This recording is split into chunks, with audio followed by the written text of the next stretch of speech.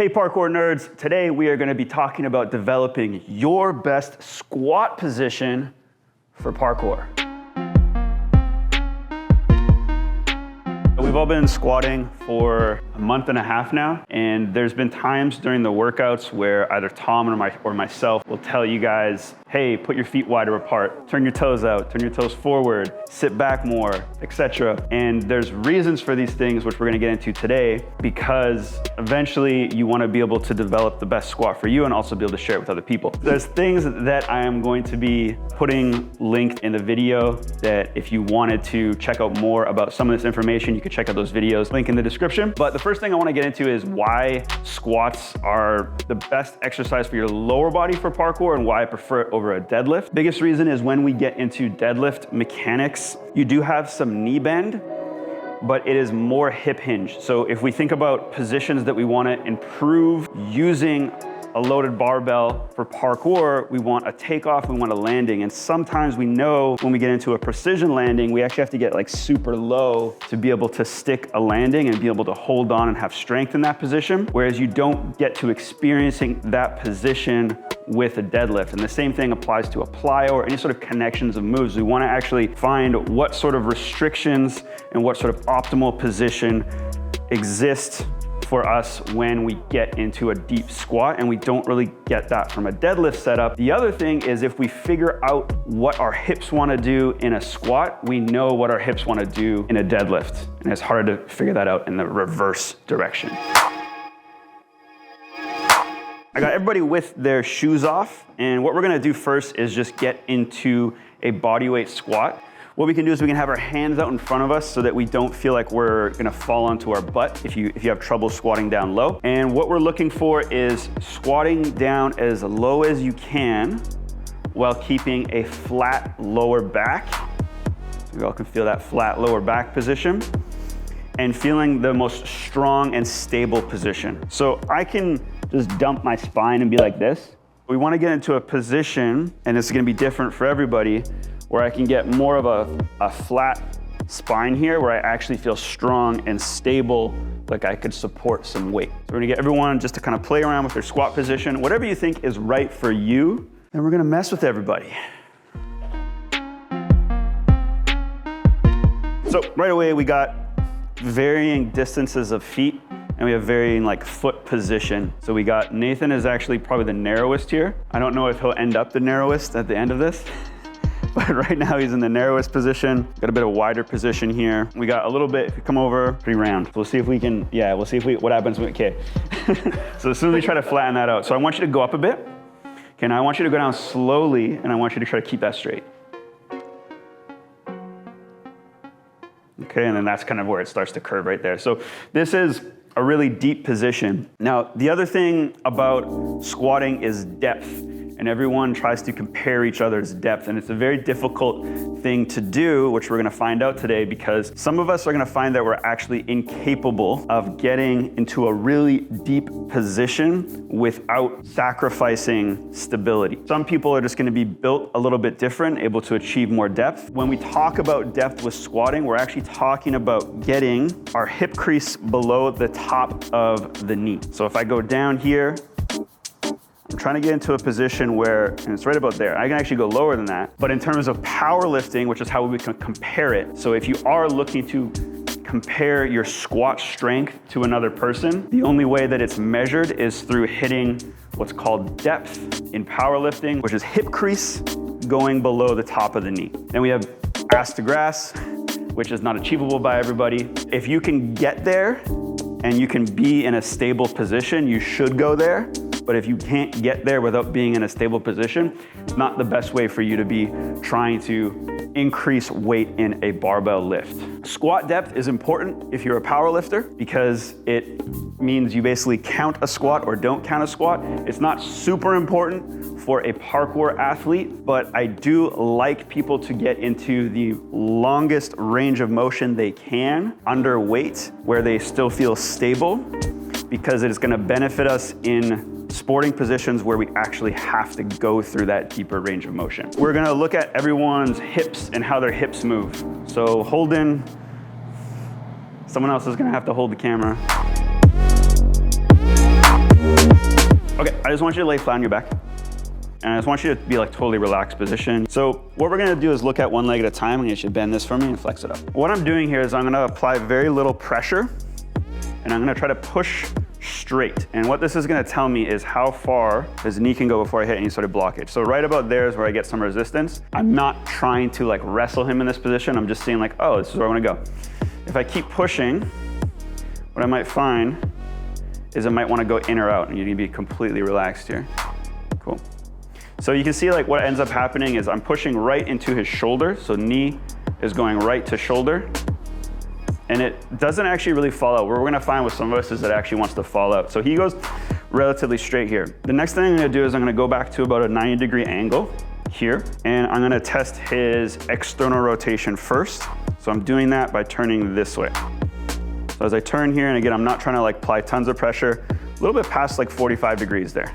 Okay, pretty good. And then if I go the other way, internal rotation, not as much. Okay, so this is maybe like 20 degrees or so. Okay, he gets a lot more that way. So what this is gonna tell us is that if I can turn out, I can push more here, but you see how the knee just falls? So I go straight in and I can let it fall out. But we actually achieve the same depth. Okay, and this is not gonna be the same for everybody else. But in terms of when I'm talking about depth here, how far the knee is getting up, you see how it's like the same? Okay. Some of us will find that the knee actually goes higher if it goes that way. So I can look at rotation here this way as well. Okay, so again, we have internal rotation, about maybe 20, 30 degrees. External rotation, quite a bit more. So we would say like that's optimal external rotation for squatting, but he's gonna have some positions that he can't get into. Okay, so we're gonna look at me here. We can even take your other leg and just kind of bend. Basically what we're trying to do is we're trying to take any sort of like muscle restriction out of this position. If I was trying to do a hamstring test, right? Terrible. This leg just wants to pick up, so I'm just gonna let it do that. But go ahead. Yeah. So you can try to push here. This is a tricky one to get into because it requires the person on their back like being just like trying to be like relaxed as you're trying to move their hip around. But you can see how my knee wants to fall out there. It's definitely going higher. It's definitely going higher on the way out? Yeah.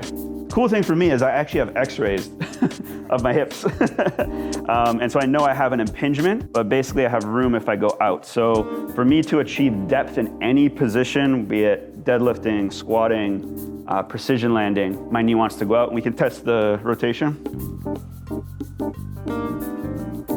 So I feel like if he stretched me, I could go further there, but this is just like me being in a loose position, right? That's terrible. Yeah. No external. Holden asks, like, what do we want to look like? For some of this can't be helped. What we're determining here is actually your hip socket. So what is like structurally happening there, removing all the tissue, right? We don't have x-rays for everybody, so we can't really tell exactly what's happening, but this test just gives us an idea. We are gonna go into some ways to like improve your hip capacity and your ankle capacity later, but this is test number one, just to determine like where you're at. Your likelihood to improve is gonna be like small though. So we can make small windows of improvement. Small windows of improvement can go a long way though to get you more comfortable in a squat. Does anyone have like pinching when they squat? So hip pinching? No, just me, huh? Okay.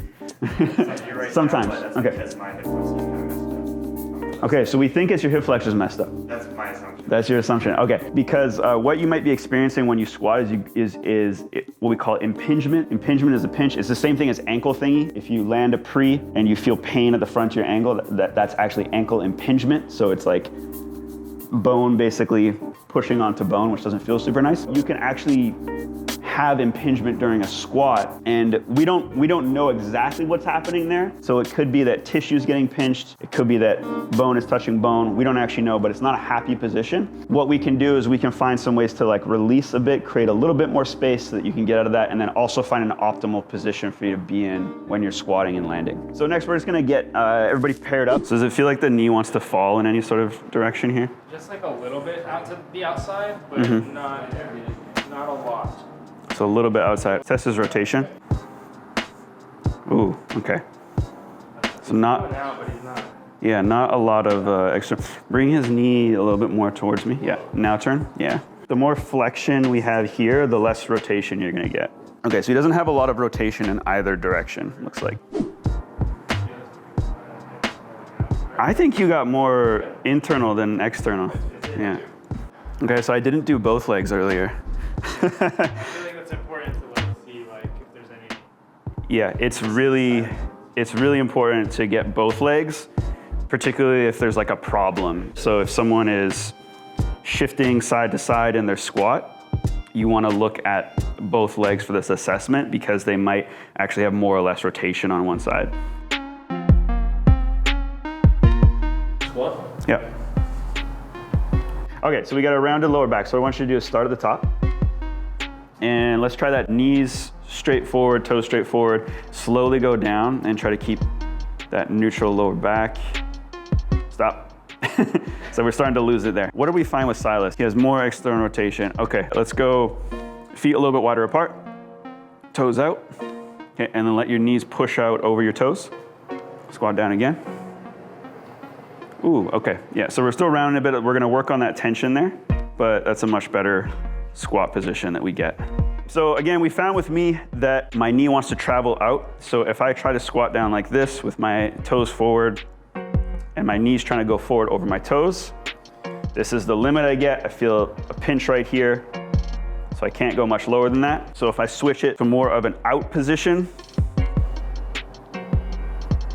I can get into a much lower squat position and I feel much stronger here at this depth. Lucas, we found he has some options. So Lucas can go probably toes straight forward, knees straight forward over the toes, relatively narrow. Still externally rotating a little bit there, but pretty straightforward. If we go really wide though, so if we try to be like what I was doing, so go toes out more, and knees out more, yeah. Okay, so we can still do it, but that probably doesn't feel as good. Yeah, okay, so we got some options. You can probably squat however you want, but you're probably gonna be stronger in that narrower position, also because you're having more internal rotation than external. So Holden has some other things going on that we're going to address. For now, we're just looking at where the hip socket wants to be. So if he's feet close together, knees forward, he can actually get some depth here, but actually if you come around here, you see that his knees are kind of caving in on us. Yeah, so it's not like really a balanced position, right? He's kind of fighting to not fall on his butt. So what I want you to do is go into more of a toes out, knees out. Yeah, and then push outward there. Because he did have some external rotation, so we can't find. So now we're in a bit more of a, this is like the pseudoscience test. Are you more stable now that you're ready for me to push you? So we found that these two guys actually have some different things going on, but what actually we're gonna look at beyond where their hip wants to rotate is actually their lengths of everything. Both of you stand sideways for me. Face away from each other like you're gonna face off for a gunfight, nice. Okay, and just squat down a little bit. A little bit, not the full thing. Okay, right away, just with my eyes here, we can see how much shorter this is than this. Holden has longer femurs than Lucas and a shorter torso. This unfortunately gives Holden less options and he probably hates squatting. Yeah, okay. If you have longer femurs and a shorter torso, what you're gonna find is you're gonna wanna go into a much wider stance. So we know that he can do this. Push up more if you can. We know he can find this position because we tested. Go sideways again, just so we can see kind of like what your squat looks like. Parallel, nice. Okay. Go a little bit narrower for me. Yeah, so you're ultra wide there. Still tighten up a bit more. Yeah, toes out, push the knees out, good. Okay, nice. I want you to hold this in front of you. Yep, and then do that same position. Okay, so we give our athlete something to hold in their hands so that he doesn't feel like he's gonna fall on his butt and he can organize a bit better. Look how much more upright he is now compared to with his feet closer together. For athletes like this, where they have a longer femur and a shorter torso and they feel like if they go into their squat, they need to be really leaned over. When they start loading up weight, it just feels like you're doing a really heavy good morning, and so you can't use your leg strength as much. So if we do this, we get into a slightly more upright position, you can now use your legs actually to squat. And what the kettlebell is helping with is we got a little bit of weight, and so it's very much less likely that we're gonna dump the spine. So it's a little bit easier for him to organize now and be tight and have some stability, stand up. And it doesn't feel like he's gonna fall on his butt. I actually wanna get Silas in here. Let's go toes out a bit more.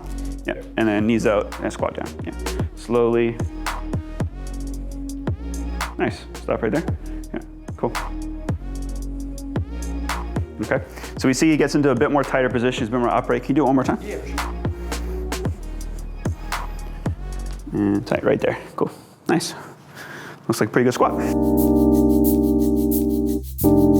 Other limiting factors, and we saw a bit of it here, is dorsiflexion. Everyone is in socks right now. So the final limiting factor that we commonly see for squats is your ability to track your knee over your toe. We can do a simple test on the wall here. So what we're gonna do is I'm gonna start with my toes touching the wall. And I'm gonna try to, at the same time, have my knee touch the wall, toes touching the wall, knee touches the wall, heel is also touching the ground. So this is like normal range of motion. Some of you watching this might not be able to hit this. And so again, you're gonna have less options. You're gonna feel like you're falling on your butt. You're not gonna be able to get your weight a little bit more forward. I have bad hips, but I actually have pretty good ankles. So I can get my foot pretty far away from the wall, still have my heel grounded, and still touch the wall there. There's about my limit. So we're not gonna measure this today, but yeah, I have about like 4 or more inches there away from the wall that I can get. And again, you can compare both sides. Likelihood is if you've had an injury, you're probably a little different side to side here.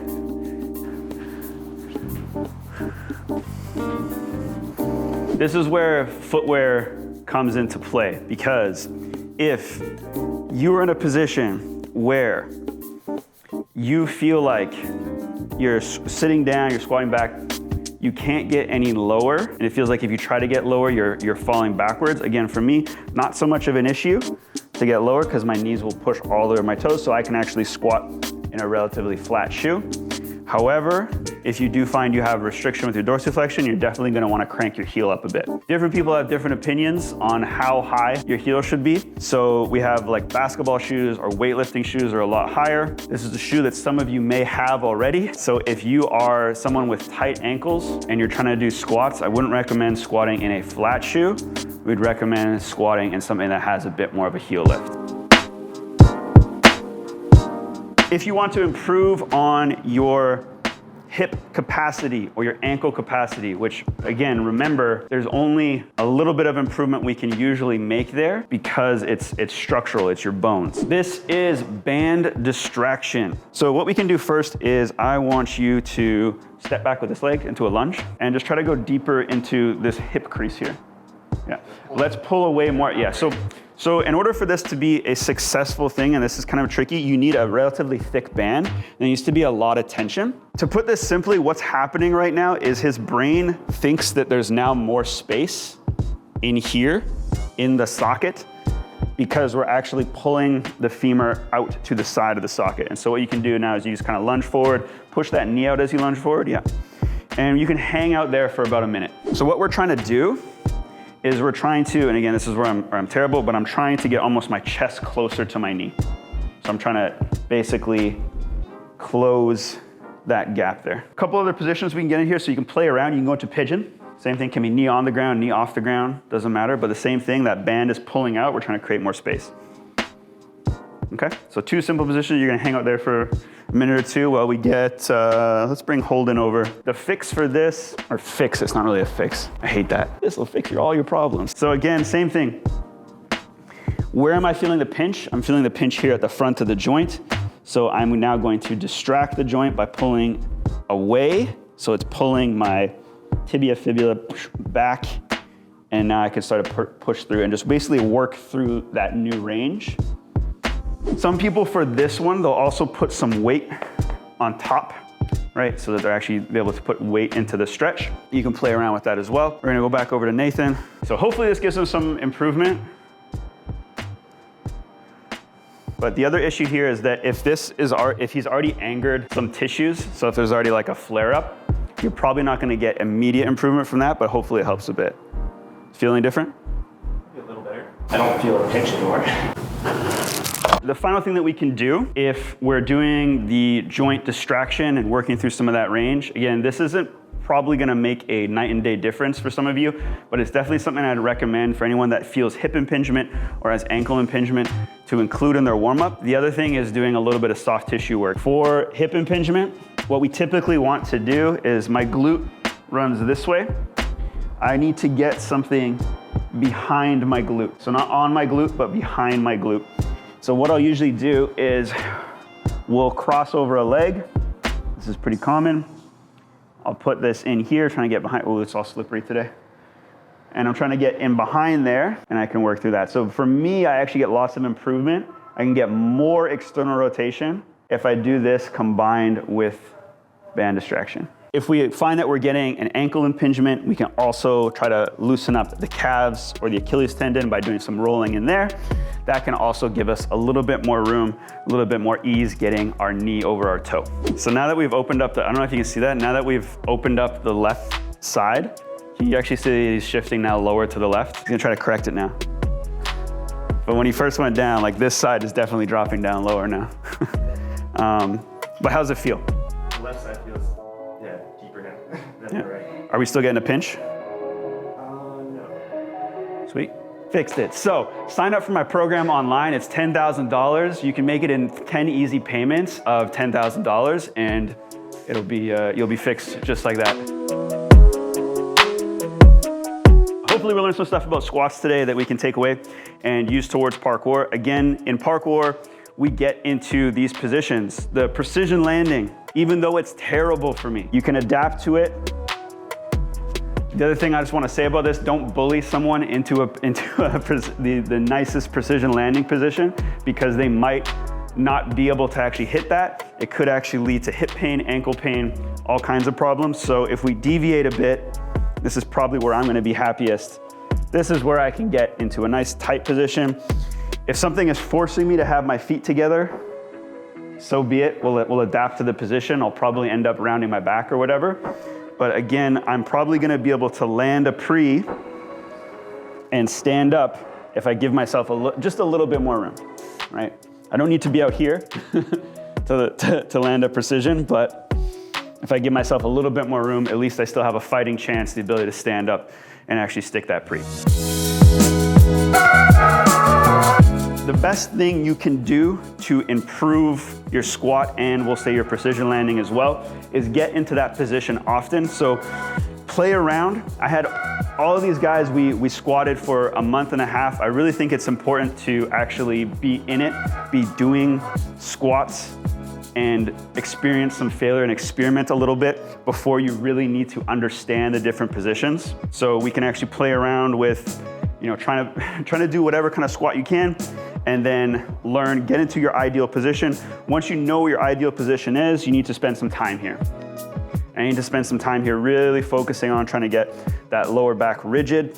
Be able to hang out here. You can do 1 minute holds, 2 minute holds, get under the bar as often as you can, and you should be able to see some improvement from there. All right, if you found this video helpful, please drop us a comment below. For the algorithm, like this video, share it with a friend, and we'll see you next week.